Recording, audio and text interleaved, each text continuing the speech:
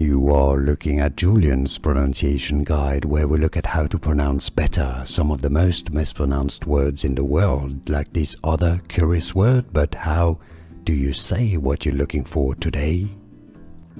We are looking at how to pronounce this name. We'll be looking at how to say more confusing names from literature, in Italian names in particular. In Italian, it's said as Lucentio.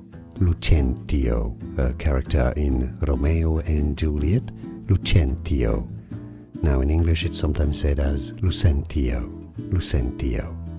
More videos for you here to learn more. I'll see you there. Thanks for watching.